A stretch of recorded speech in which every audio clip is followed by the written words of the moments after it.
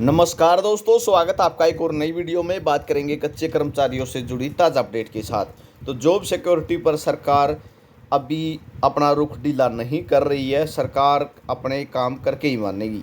हरियाणा के 1,20,000 अस्थायी कर्मचारियों को जॉब सिक्योरिटी का मामला अभी सरकार की तरफ से नियुक्ति प्राधिकारी की अधिसूचना जारी होगी। तो क्या कुछ मामला है, इसकी तरफ रुख कर लेते हैं। चैनल पर नए तो चैनल को सब्सक्राइब कर लेना। टेलीग्राम ग्रुप से जुड़ सकते हो। 18,000 कैंडिडेट जुड़े हुए हैं। हरियाणा कौशल रोजगार निगम के नाम से अपना टेलीग्राम ग्रुप है। तो हमने 1,20,000 युवाओं को नौकरी एक कलम से सुरक्षित की, मुख्यमंत्री साहब का ये कहना है। पहले यही मामला पढ़ेंगे। तो मुख्यमंत्री नायब सिंह सैनी ने कहा, कांग्रेस ने एक भर्ती रोको गैंग बना रखा है। कल ही कांग्रेस चुनाव आयोग और हाईकोर्ट के पास गए, जिसके बाद चुनाव आयोग ने भर्ती पर रोक लगा दी। यह इतना बड़ा पाप कांग्रेस के भर्ती रोको गैंग ने किया। हमने हरियाणा कौशल रोजगार निगम के 1,20,000 युवाओं को नौकरी एक कलम से सुरक्षित कर दी।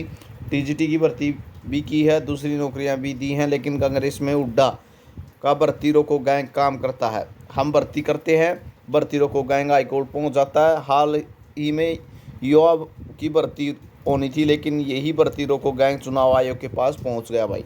तो इसमें जो भर्ती रुकी है, आपको पता भी होगा अच्छे से। कानून 14 अगस्त से प्रभावित हो गया है, वी उमाशंकर। दैनिक सवेरा के पूछने पर मुख्यमंत्री नायब सिंह सैनी के प्रधान सचिव वी उमाशंकर ने कहा, the Haryana contractual employees security of service ordinance 2024 धारा 1 की उपधारा 2 की अधिसूचना की तारीख 14 अगस्त 2024 से प्रभावित हो गई है। इस कानून की धारा 2 की आइटम 1 के अनुसार नियुक्ति तिथि जो है 15 अगस्त मानी जाएगी। अब बात कर लेते हैं यहाँ से पूरा मामला।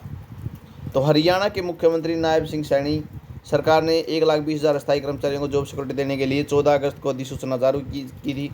यह कानून अध्यादेश के रूप में अधिसूचित किया गया, मगर इस कानून का प्रभाव देने के लिए अभी सरकार की तरफ से उपयुक्त प्राधिकारी की अधिसूचना जारी होनी है।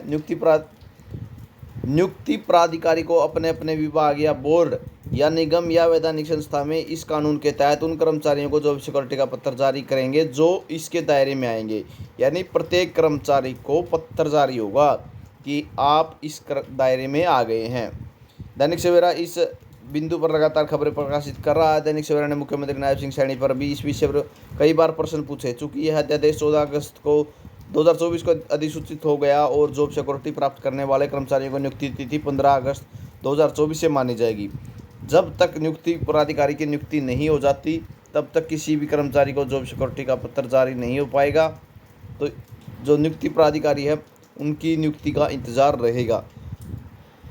चूँकि कानून बन गया है, अब लागू हो गया है, तो इसे लागू करने के लिए अलग तरीके हैं। संबंधित विभाग, बोर्ड, निगम, संस्था, मुखिया इस कानून के तहत कर्मचारियों को जॉब सिक्योरिटी का आदेश पारित कर सकते हैं। अगर किसी मुखिया को कानून लागू करने में कुछ पूछना है तो मुख्य सचिव से पूछ सकते हैं।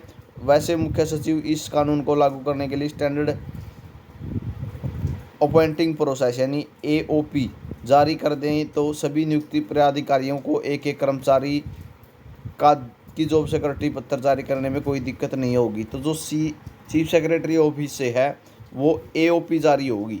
ठीक है, SOP जारी होगी, यानी स्टैंडर्ड ऑपरेटिंग प्रोसेस। ठीक है, उन्होंने पत्र जारी कर दिया, तो सभी जो नियुक्ति प्राधिकारी हैं, ठीक है, हेड ऑफ डिपार्टमेंट है, एक एक कर्मचारी को जॉब सिक्योरिटी पत्र जारी कर देंगे, कोई दिक्कत नहीं आएगी। मगर कानून की धारा 2 के बिंदु नंबर में B पर परिभाषित में लिखा है, उचित प्राधिकारी का मतलब ऐसे नियुक्ति प्राधिकारी जैसे सरकारी संस्थाओं के लिए सरकारी अधिसूचित करेगी।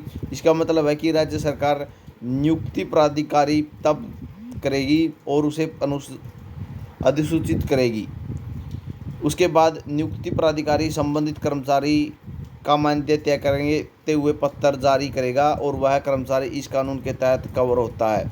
इस पत्र के जारी होते ही उसकी सेवाएं 58 साल तक सुरक्षित हो जाएंगी। तो कहने का मतलब क्या है, जो कानून की धारा है, धारा 2 के जो बिंदु हैं, उसमें स्पष्ट लिखा हुआ है कि नियुक्ति प्राधिकारी की नियुक्ति करनी होगी, वो लेटर जारी करेगा। तो उसमें वो बेसिक पे कितनी रहेगी वो भी बनाई जाएगी और 58 साल की जॉब सिक्योरिटी मिल जाएगी उसके लेटर जारी करते ही।